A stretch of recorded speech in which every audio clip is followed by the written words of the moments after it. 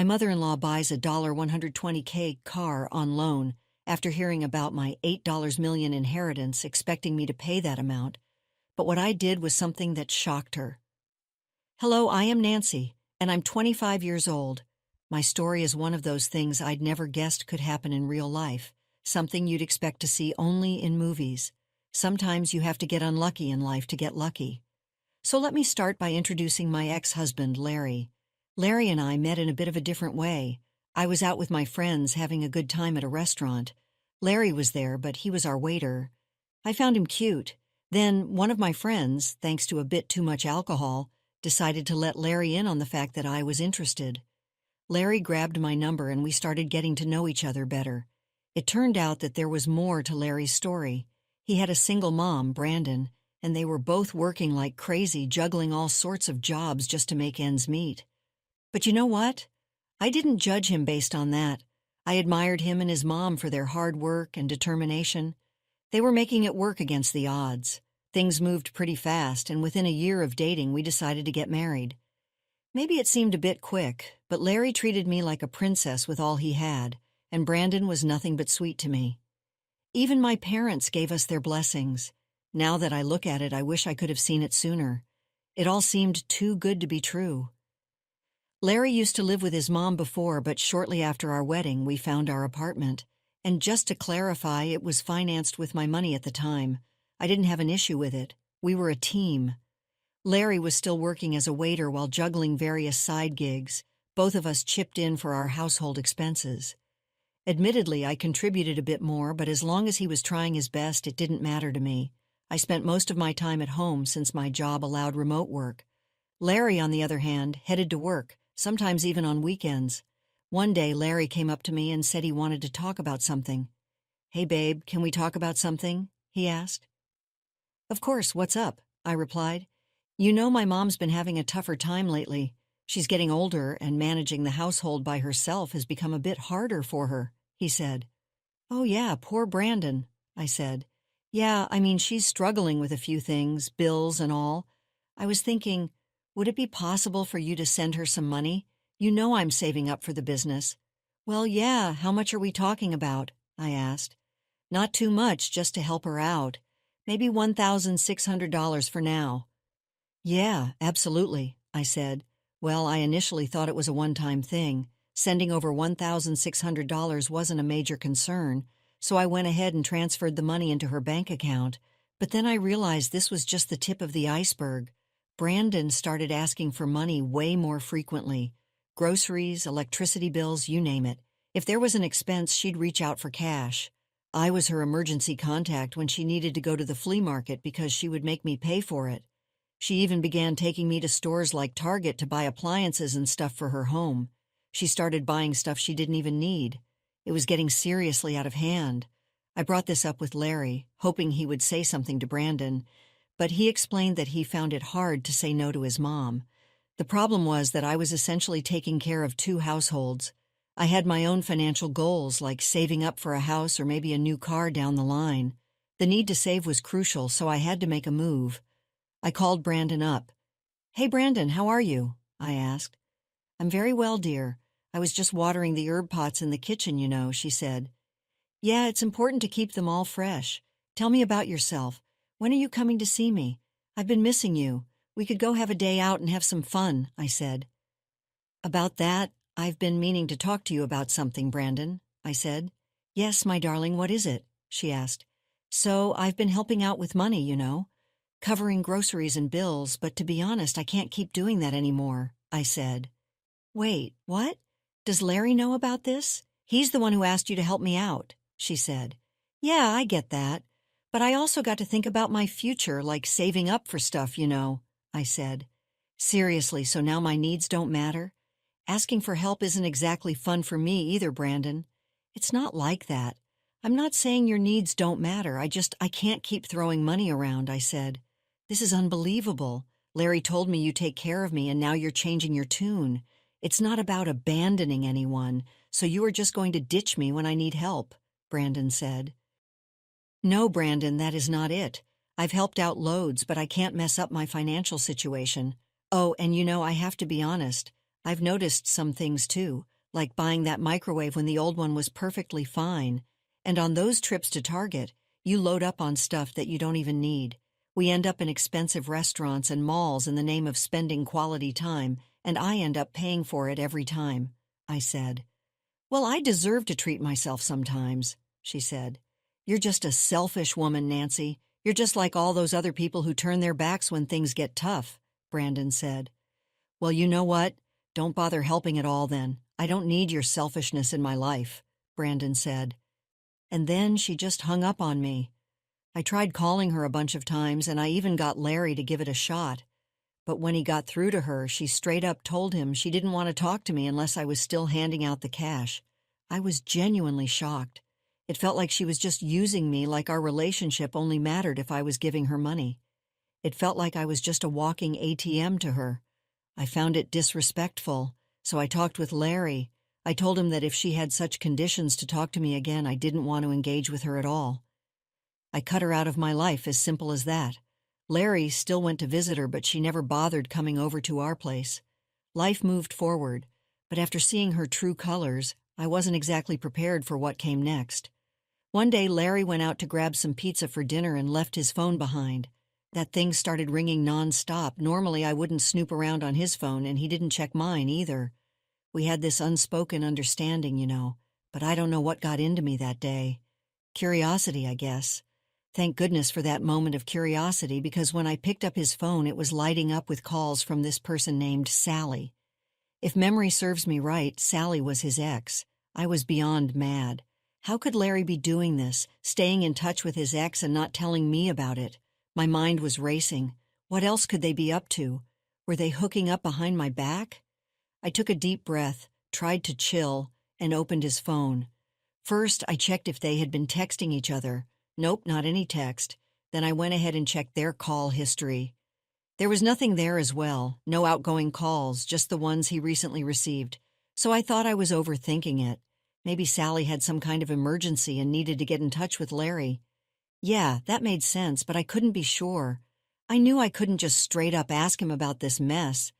Instead, I took down Sally's number on my phone and waited for Larry to get back. He showed up with dinner, and I kept my cool and acted like everything was peachy. But I didn't sleep at all that night. I had no clue how to handle this whole situation. Should I confront Larry? Should I confront Sally? I was so stuck, so I figured why not drop Sally a text from my phone just to see what's what. Hey, is this Sally? I texted. Yeah, who's this? She replied. I'm Nancy. I guess you might know me as Larry's wife if you're aware he has one, I texted.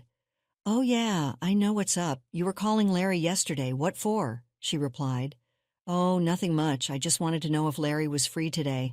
I thought he could babysit Connor for the day. I had some plans, I texted. Connor? Connor? Our kid? Didn't you know? I hope this is a sick joke you're playing on me, she replied. Oh my God, you gotta be kidding me. He hasn't told you? Not a word? Wow, yeah, we have a child together. It makes sense why he never let me come over.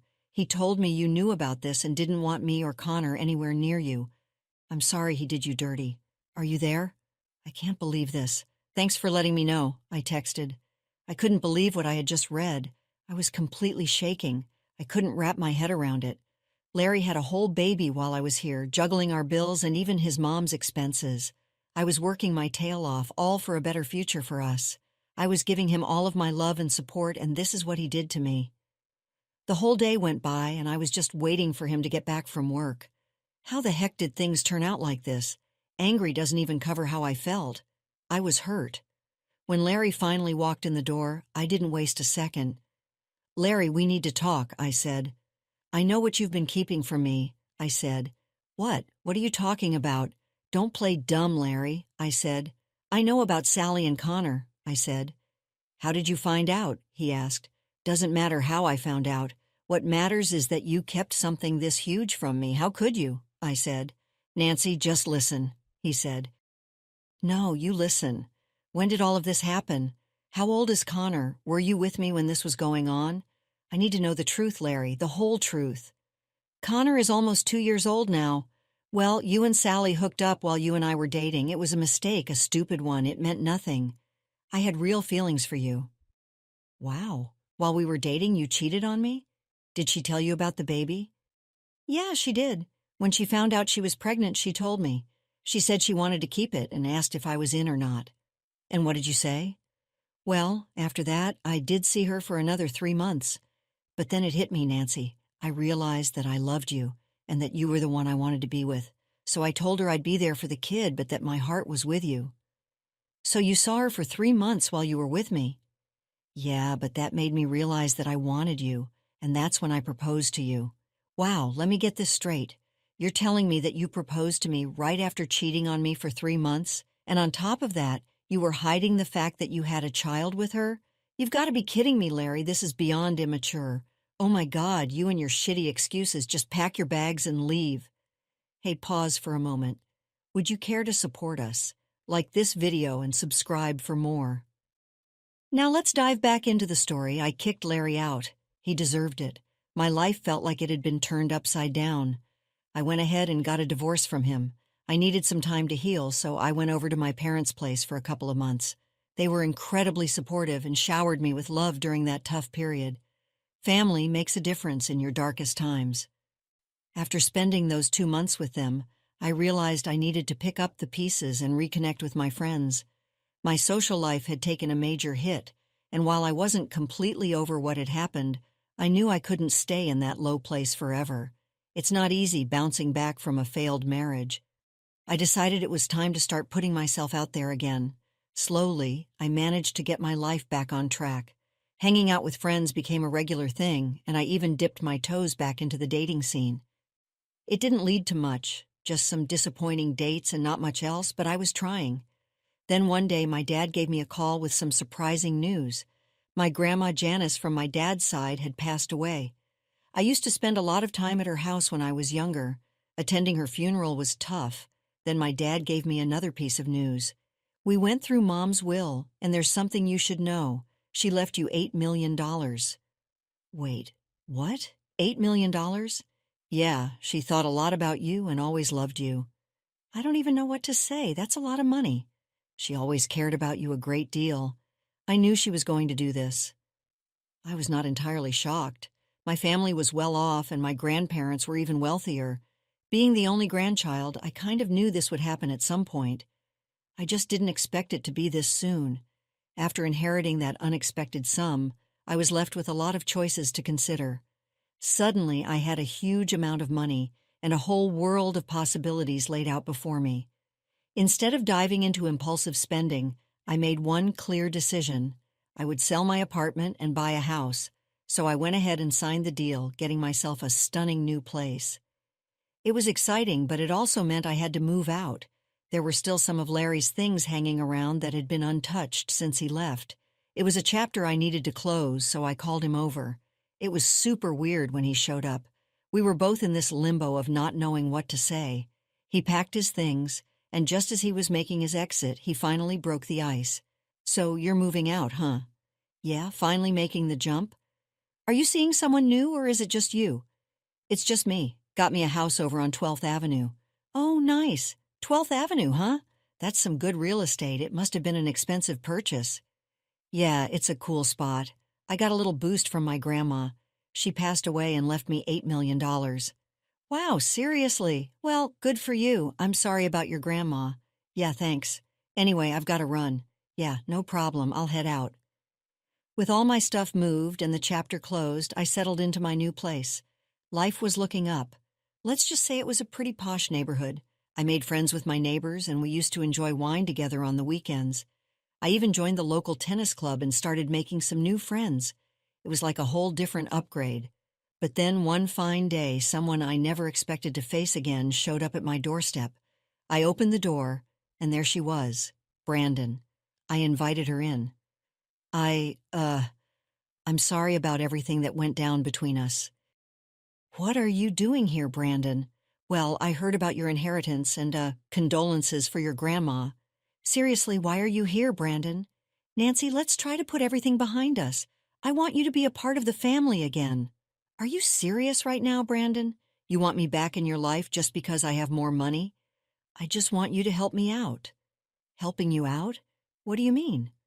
I bought myself a car on loan as soon as I heard about what your grandma left you. Pretty expensive car. about $120,000.